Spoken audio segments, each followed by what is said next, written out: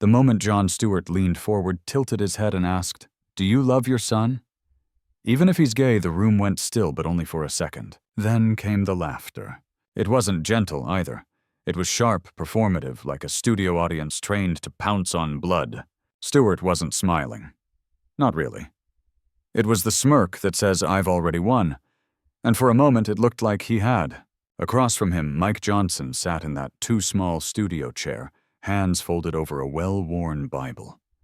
He didn't flinch, didn't blink, but you could see it just beneath his eyelids, something folding in on itself. Because this wasn't just a question. It was a verdict, delivered under spotlights before a crowd to a man who'd walked in already guilty. "I love my son," Mike said quietly, "but I also believe." The laughter returned louder this time, cutting him off like a guillotine through prayer. And that's when I sat forward in my seat. Because this wasn't a debate. It wasn't an argument about theology or rights. It was a public shaming, a trial without mercy. A man's faith and his fatherhood put on display like an exhibit in a zoo. Stewart didn't raise his voice. He didn't have to. The audience was doing it for him, laughing, pointing, clapping. This wasn't about truth. It was about triumph. And the man across from him, he was supposed to break. He was supposed to yell, to stammer, to crumble into every stereotype they'd assigned him. But he didn't. Instead, Mike Johnson reached into his jacket pocket, pulled out a small leather-bound Bible, creased soft at the edges, not from show, but from use. He didn't thump it, didn't wave it. He just opened it slowly, turned a few pages, and then read, not like a preacher, not like a politician, like a father. Train up a child in the way he should go, and when he is old, he will not depart from it. No one laughed that time, not even Stewart. I don't know what hit me harder, the silence, or the sudden absence of cruelty.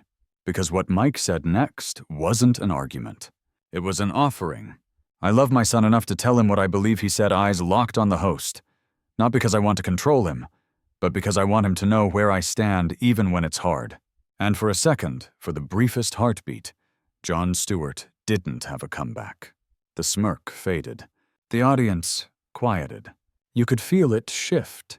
Something ancient. Something American. The kind of hush that falls in old churches after someone confesses something too true to interrupt. Now let me be clear, I don't care what side you're on. Left, right, somewhere lost in the middle. But if you didn't feel that moment, you weren't listening. Because that wasn't politics. It was presence. It was a man outnumbered, outvoiced, out of step with the times who stood his ground anyway. And I'll be honest with you, I didn't expect it. I thought he'd fold. I thought we'd watch another Christian conservative get roasted on cable and dragged across the internet. But he didn't break. He stayed. He spoke. He read. And somehow, that quiet little act, it thundered louder than the applause. So if you're still here listening, watching, ask yourself this. What would you have done sitting in that chair? What would you say if the world demanded you trade love for approval? Because for Mike Johnson, the answer wasn't simple. It was sacred. And that's where our story begins. Before the lights, before the question, before the crowd leaned in, waiting to laugh, there was a hallway. Dimly lit, quiet, thick with the kind of stillness only found backstage in television studios where truth and showbiz share the same breath, but not the same soul. Mike Johnson stood there alone. His aides had flown back to Washington. No entourage, no strategists. Just him, a water bottle, and a folded-up photo in his wallet. His wife, his son, their dog back home in Louisiana. The three anchors he'd clung to when the world shifted beneath his feet. He wasn't there for a campaign. He wasn't there to be liked. He was there because someone needed to hold the line. For months, they'd painted him as a caricature, the fundamentalist, the fringe, the fanatic who rose to speaker not by charm or compromise, but by conviction. They called him the theocrat in a blazer, but none of those people had ever seen him put his son to bed. None of them had watched him hold his dying father's hand, whispering scripture into the hospital's fluorescent hum. None had sat in the church pew next to him as he wept during silent prayer, not for himself, but for a country he felt was slipping through his fingers. And now here he was, standing on the edge of a set built for performance, and waiting for the man who made a living by tearing others apart bit by bit, joke by joke, dressed in irony and applause. The producers offered him water, makeup, a quick rundown of the questions. He declined all three. He didn't want polish. He wanted presence. The door opened. A stagehand gestured. Ready? Was he? Does anyone ever walk into the lion's den ready? He nodded anyway, and stepped into the light. The room was warmer than he expected. Bright, sterile, like a comedy church. And waiting for him, arms folded, grin locked and loaded, was Jon Stewart. A man who had crucified presidents, senators, CEOs. A man who knew the rhythm of ridicule better than most pastors knew their gospels. Mike sat down quietly, crossed his legs, placed the Bible on his lap like armor. Stewart didn't say hello. He leaned in and began. I want to talk about your views on same-sex marriage, Mr. Speaker. You've said they're against nature. Would you say the same if your own son came out to you? The room tensed. Not just from the question, but from the way it was asked. It wasn't curiosity. It was bait. A trap disguised as dialogue. Mike took a breath, and for a moment time slowed. Because behind the question was another voice, a smaller one. A voice from a week earlier in his living room. Dad, his son had asked if I was gay. Would you still love me? That question had struck deeper than any headline ever could. Mike didn't answer immediately then. He didn't tonight. Instead, he thought about how easily the world demands instant answers to eternal things. He thought about how quickly they reduce belief to sound bites and love to hashtags. And he remembered what he told his son that night. I would love you without pause, but I would still believe what I believe, because love that abandons truth isn't love. It's fear. Now sitting across from Stewart, he saw the same question, only louder, crueler, weaponized for ratings. And still, he did not raise his voice. He did not retreat. He answered quietly, but clearly. I love my son, and I love my faith. And those things are not enemies. The audience didn't want that answer. They wanted collapse or fire. They got neither. They got stillness. Stewart pressed on. Sharper now. Jokes flying, clips cued, the crowd laughing. But something in the room had changed. Somewhere in the back, a woman in the audience, early 50s, short silver hair, stopped laughing. She clutched her purse. A bracelet dangled from her wrist. And suddenly she saw not a politician, but a father, a husband, a man trying not to win but to witness. And that was the moment the audience started to shift. 3 days before the interview, it was just another Tuesday night, at home. The house was quiet, save for the soft creak of wooden floors and the hum of a ceiling fan that had outlived 3 administrations. Mike Johnson sat at the kitchen table with his son Ethan, a lanky teenager with kind eyes and a quiet soul. Dinner had finished. The dishes were still in the sink. But the conversation that hung between them, well, that lingered like incense after church. Dad, Ethan asked, barely above a whisper, do you ever think people think you hate them? Mike blinked. He looked up from the Bible he'd been skimming, not for a sermon, but for solace.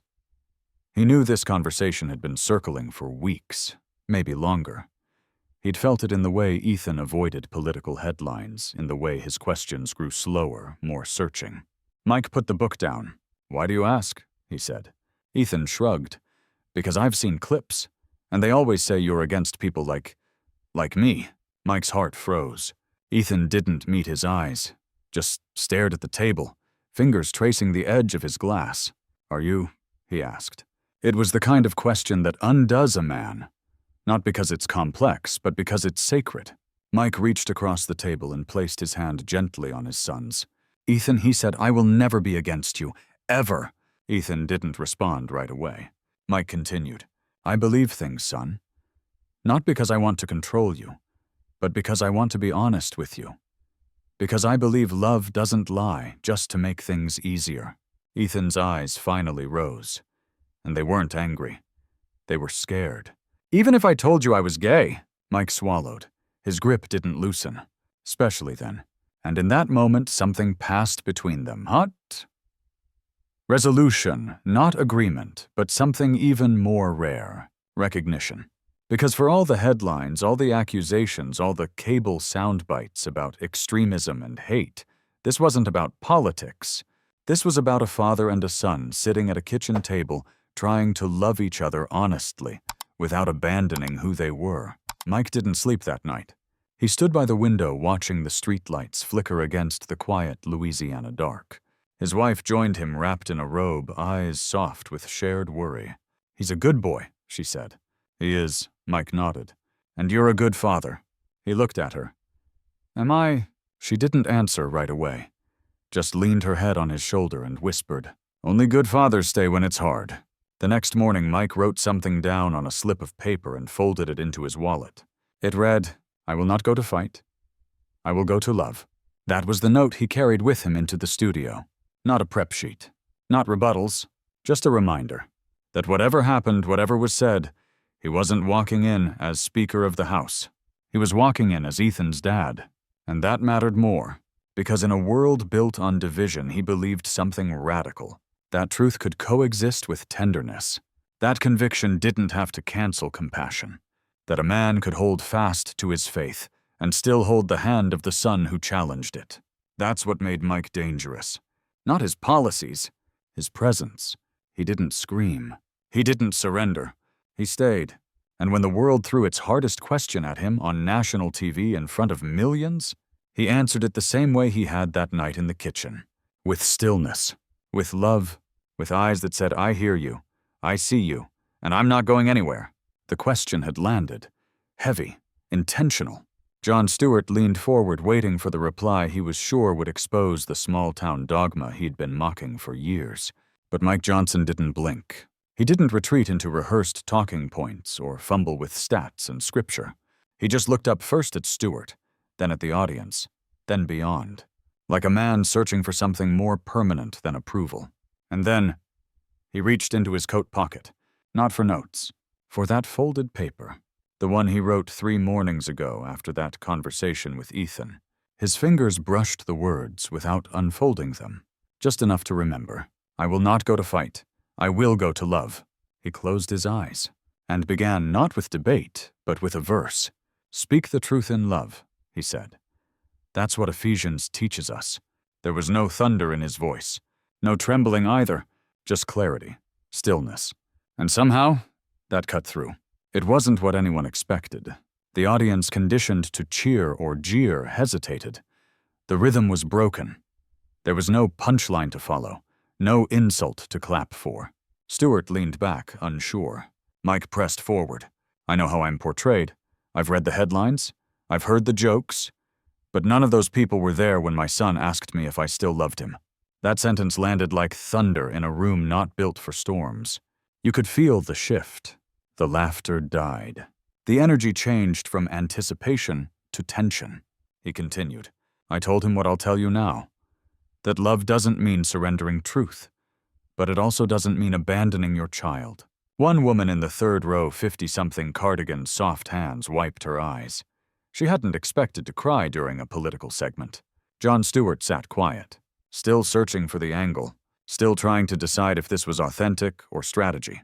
But the crowd already knew. They weren't watching a politician anymore. They were watching a father, a man who walked into hostile terrain not to argue, but to testify. He wasn't trying to win. He was trying to be seen. And that's what made the difference. Because in that moment, Mike Johnson did what no pundit, no pastor, no political consultant could script. He made silence speak louder than spectacle. He stopped the show and turned it into church. Stewart finally spoke, but softer now. Less sure. "So you're saying you'd still love him even if he didn't believe what you believe?" Mike nodded, no hesitation. "Yes, and I'd tell him every day, not despite my faith. Because of it." Stewart opened his mouth, then closed it.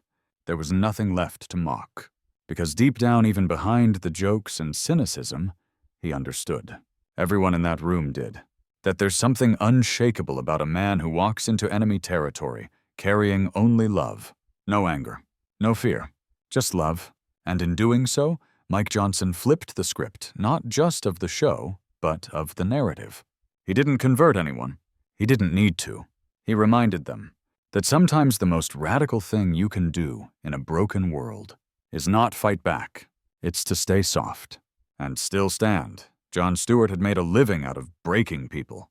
He broke them with questions they didn't expect humor. They couldn't counter truths they weren't ready to hear. But today, he wasn't in control of the room. He was holding a microphone, sure, but Mike Johnson held the moment. The joke had failed. The punchline had dissolved somewhere between a father's trembling confession and a Bible verse said without performance. And now Jon was sitting in a silence he hadn't prepared for. This wasn't how the segment was supposed to go. He was supposed to expose a caricature. A man clinging to Bronze Age ideas in a Silicon Valley world. But instead, what sat across from him was flesh, bone.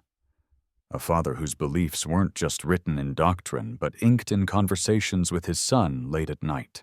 Jon leaned back in his chair, not out of confidence, out of searching for the tone, the next angle, the thread that would let him regain control of the narrative.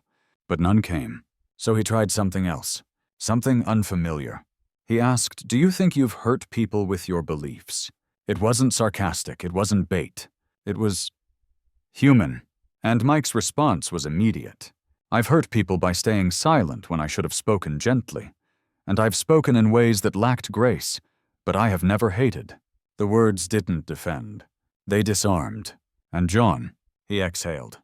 The kind of exhale you give when the argument no longer matters because the truth has already changed the room. Behind them, the audience sat still, phones no longer up, no more clips being recorded. Just people, listening. Jon stared at the man he thought he understood, and saw someone else. Not a villain, not a zealot, not a meme. A man. He shifted in his seat. Hands now idle, script now useless. "I'm sorry," Jon said quietly, awkwardly honestly. "For what Mike asked. For assuming you didn't love." Jon answered. Mike nodded. "It's all right. We all make those assumptions. I've made them too." And with that, it was over. Not the segment. The war. The war of words. The war of roles. The war that had defined politics for years. Loud, brutal, dismissive. Gone. Because one man refused to play, and the other didn't know what to do with that. So they sat. Two men, on opposite sides of belief, but suddenly on the same side of something deeper, humility. Jon Stewart didn't win. Mike Johnson didn't win.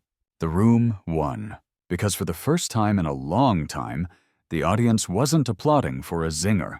They were breathing in a moment where two men stood down and stood together without changing minds, but without changing the subject either. When the cameras cut, Jon didn't do his usual closing joke. He just thanked Mike for coming, and meant it. Mike stood, shook his hand, and walked off stage. Not triumphant, just whole. He didn't say a word backstage. Didn't post. Didn't spin. He sat quietly in the hallway, hands clasped over his Bible eyes, wet not from pain, but from the release of carrying something heavy and finally setting it down. That night, Jon Stewart tweeted just one sentence. "I saw a man today, and he made me quieter than I expected." And the replies? They weren't snark. They weren't fire. They were still. Sometimes the biggest sound in a noisy world is what doesn't get said. And Jon Stewart, master of words, sculptor of satire, had finally run out of them.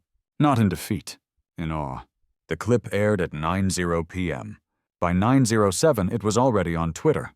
By 9:11, it had over 1 million views. But not because it was explosive. Because it wasn't. There were no insults, no slam dunks, no lines destined to live forever in political highlight reels. Just stillness. A man, a chair, a voice barely above a whisper. And people couldn't stop watching it. Not because they agreed with everything Mike Johnson said. Many didn't. But because for the first time in a very long time, they saw something that wasn't manufactured. It felt ancient, familiar, like something we used to see in our fathers but forgot how to name. Conviction without cruelty, belief without spectacle. That night, a strange thing happened. Not just online, in living rooms, at dinner tables, on text threads between people who hadn't spoken in months because of politics. People started sending the clip with one sentence attached. Watch the whole thing. They didn't say why. They just needed others to see it too. There was a teacher in Portland who hadn't spoken to her father in 4 years because of his support for Mike Johnson. She watched the clip twice, then called him. There was a teenager in Tennessee who thought his dad would never understand his orientation. He watched the video in his car, then walked inside and said, "Can we talk?" There was a pastor in Kansas who played the full segment at the end of his Sunday sermon, and for once, nobody left early. Even on the networks, the tone shifted. Commentators who'd once mocked Johnson as a relic were now hesitating. A CNN anchor put it bluntly, "I've never seen someone dismantle Jon Stewart without raising his voice. That's something." Fox didn't celebrate. MSNBC didn't rage. They all just paused. Not because they'd changed sides, but because something didn't fit the narrative anymore. The man in that chair wasn't what they expected. And when expectations break, people lean in. By midnight, hashtags began to rise, not mocking, but wondering. The chair. Mike stood still. Silence wins. They weren't endorsements. They were echoes. And that silence, the very thing Mike had wielded on stage, was now spreading across the country. Not empty silence. Reverent silence. Like when a flag is folded. Like when a father holds back tears at graduation. Like when two old friends once torn apart by beliefs share a coffee without bringing up the news. People didn't suddenly agree on everything, but they remembered how to disagree without hatred, because of a man who didn't flinch when the joke came for his family, who didn't run when the question cut too deep, who sat there not to win, not to convince, but to witness. And something in that, something real and rare, it broke through the static. This wasn't just a viral moment. It was a turning point. Not in politics. In posture. In how we carry each other. Even when we don't understand each other. Even when it's hard. Especially then. It showed up without warning. No fanfare. No press release. Just a quiet post from Jon Stewart's verified account at 8:03 a.m. the next morning. A photo of a handwritten letter. No filters, no graphics. Just ink on paper. It read, "Mike, I spent 25 years sharpening my words, crafting my timing, finding the punchline in everything. But yesterday I met a man who didn't flinch when I tried to make him the punchline. You sat in that chair with a stillness I didn't expect. Not stubbornness, stillness. I saw a father. I saw something I've missed in this country. I disagree with you on many things, but I owe you something rarer than agreement. Respect. You didn't yell, you didn't pivot, you didn't try to win. You showed up, and in doing so, you made me pause. Thank you, Jon." It wasn't a statement crafted by a publicist. It was a confession, and America wasn't ready for it, because public apologies don't usually sound like this. Not from Jon Stewart. Not from any of us. The post exploded. 12 million impressions in the first 2 hours. But what was more surprising wasn't the reach. It was the reaction. The comments weren't partisan. They were human. Didn't expect this today, and I'm grateful for it. I don't agree with Mike Johnson, but I respect how he carried himself. This is the start of something. My dad and I just talked for the first time since 2020. Thank you both. Mike didn't post a response. He didn't need to. He was already back in Louisiana in his kitchen flipping pancakes for his son and sipping coffee with his wife. He'd heard about the letter from a neighbor before he even saw it online. When asked later by a reporter if he'd seen Jon's message, he smiled softly and said, "Yes." And it meant more than he probably knows. That was all.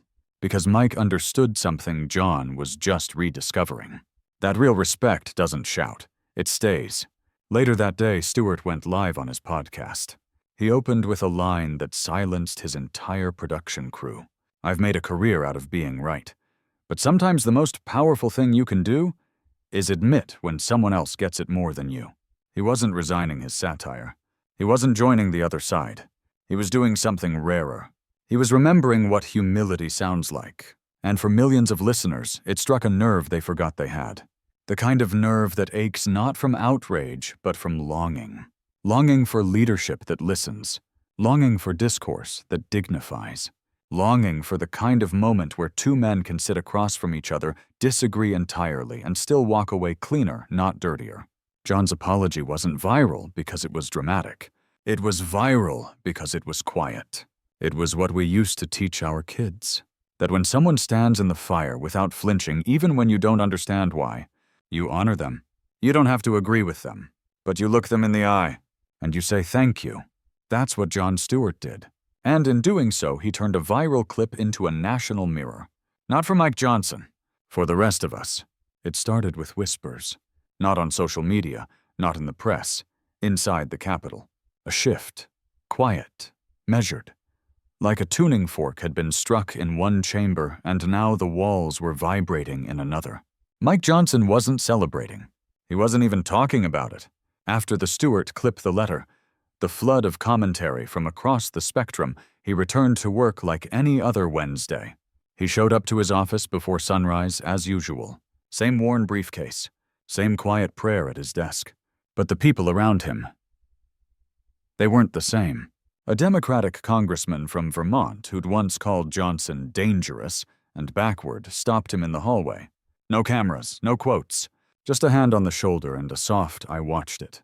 Respect. Later that day, a bipartisan caucus one that hadn't agreed on a lunch order in months invited Johnson to speak. Not about policy. About posture. "What made you stay calm?" one member asked. Johnson didn't say much. Just this. "When the country screams, someone has to whisper. And mean it." That line traveled faster than any bill.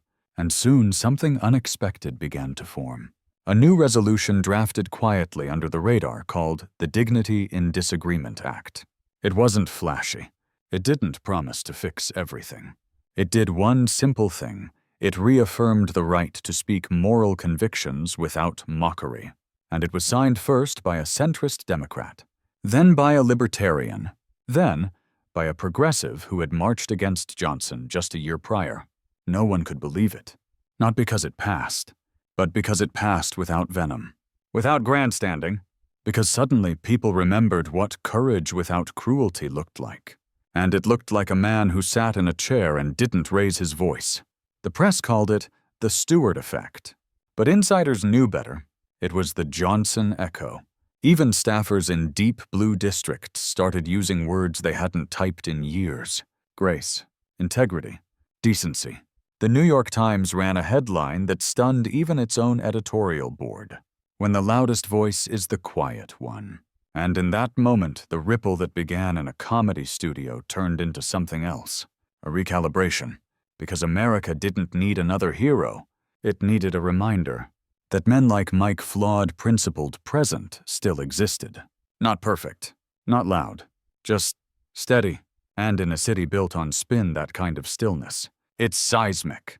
A few weeks after the moment, long after the trending hashtags had quieted, after the media had moved on to newer, shinier controversies, Mike Johnson was back home. Same town, same church, same porch light humming as the cicadas stirred under a Louisiana dusk. And yet something was different. He wasn't more famous. He wasn't richer. He hadn't launched a podcast or written a tell-all. But people were watching him differently. Not as a politician. As a man who stayed in the fire. On a Sunday morning after service, an elderly black woman, who had never once voted Republican, approached him outside First Baptist. She didn't speak in slogans or scripture. She just said, "You reminded me of my father." Mike didn't ask what she meant. He just nodded. Because that was enough. In Washington, identity is everything. Tribe, party, platform. But here, in this quiet moment between strangers, it wasn't about agreement. It was about character. And for Mike, that was the real payoff. Not approval, not applause, but something quieter and heavier. The realization that sometimes the way you carry yourself shapes more hearts than the cause you're carrying. It wasn't always this way.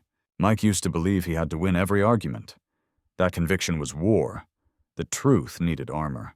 But now he understood that the weight of being steady was greater than the thrill of being loud.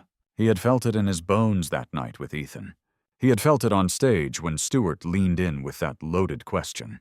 He had felt it when he left the studio, unsure if anyone would care, but certain he hadn't betrayed who he was. That was the test. Not to win, to remain whole. And that's what nobody said out loud, but everyone knew in their gut. Mike Johnson didn't change hearts by being right. He changed them by being rooted. And in a world addicted to reaction, that kind of rootedness, it's rare enough to become sacred. He'd received letters, hundreds of them, from pastors, teachers, atheists, parents. One stood out. It was from a 19-year-old college student named Jared, gay, raised in the church, estranged from his father. He wrote, "I don't agree with your views, but I believe you love your son, and that gives me hope that my dad might still love me too." Mike read that line 3 times, and then again, and then he wept. Not because he had converted someone, because he had reminded someone they were still worthy of love. That was the deeper purpose. That was the echo worth carrying. Because real leadership isn't measured in legislation or likes. It's measured in moments when your silence holds more weight than your words. And in Mike's silence, 1,000 fathers were challenged. 1,000 sons were comforted. And a fractured country glimpsed for one rare second what moral clarity can look like when it chooses humility over heat. He hadn't tried to make anyone change their mind. He had just refused to lose his heart. There's a moment every man faces not on a stage, not behind a podium, but in the quiet of his own soul when he must ask, "What do I hold on to when the world wants me to let go?" For Mike Johnson, that moment didn't arrive in the roar of applause or the sting of criticism. It arrived in a whisper, in the pause between questions, in the silence that settled after Jon Stewart stopped talking. It arrived when the world asked him to choose between principle and empathy, and he chose both, not to prove a point, to keep a promise, to his son, to his faith, to himself. In that choice, something deeper was revealed.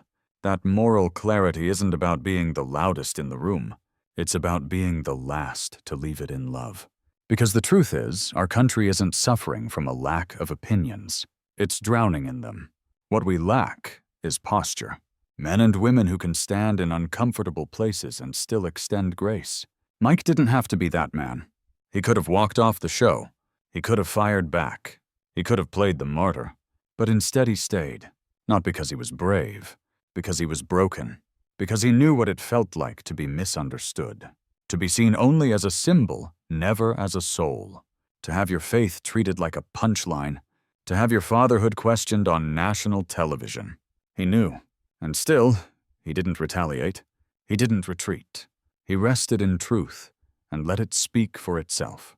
That's the part people remember. Not the verse he quoted, not the argument he made, but the presence, the pause, the patience. It was like watching someone refuse to be dragged into a fight, not because they were weak, but because they were rooted in something deeper, a different kind of strength, a strength the world doesn't always recognize, but desperately needs. And that's what Mike Johnson carried home, not just in his suitcase, but in his spirit. Not victory, not vindication, but quiet. Quiet that steadies a man. That clarifies his mission. That sharpens his love. Because here's the truth. No one tweets. We don't remember the loudest voices. We remember the steady ones. The ones who stay. The ones who don't need to win to be whole. The ones who, when asked the hardest questions, don't respond with fury or fear, but with a stillness that makes everyone else stop and feel again. That's what Mike became. Not a leader in politics. A leader in presence. And in that presence, he didn't just change a moment. He reminded a nation of what it had almost forgotten, that grace is not the absence of conviction. It's what makes conviction human. And when grace sits in a chair, unafraid, unmoved, unyielding, the world listens, even if it doesn't understand. So now it's your turn, not to comment, not to pick a side, not to agree or disagree, just to decide what you carry. Because in the end, this story was never about Mike Johnson or Jon Stewart. It was about us. About what happens when a man sits still in the fire and refuses to turn to ash. About what happens when disagreement doesn't devour dignity. About the space we've almost forgotten how to hold for people we don't understand, for beliefs we don't share, for questions we're afraid to ask. We live in a world that rewards the quick hit, the loud retort, the next hot take.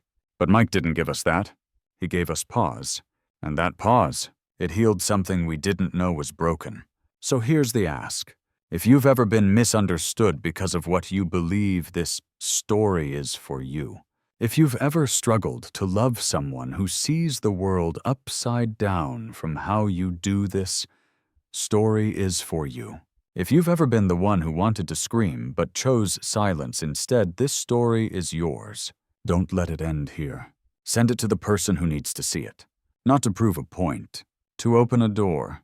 Because sometimes the bridge isn't built by the loudest voice. It's built by the first one to stop shouting. And if you're tired of the noise, the spin, the constant war between camps, remember this. There is still space in America for people like Mike Johnson. People who can sit still. People who don't trade faith for applause. People who choose love without letting go of truth. They may not trend forever. They may not win every election, but they stay. And in staying, they remind us who we are. So thank you, Mike, for being the stillness in a world that screams. And thank you, Jon, for letting the silence speak louder than your next joke. The rest, that's on us. What kind of people do we want to be? What kind of country are we becoming? And most of all, when the question is finally asked of us, whatever it may be, will we rise with noise, or will we stay steady in love? You know what Mike chose. Now it's your move.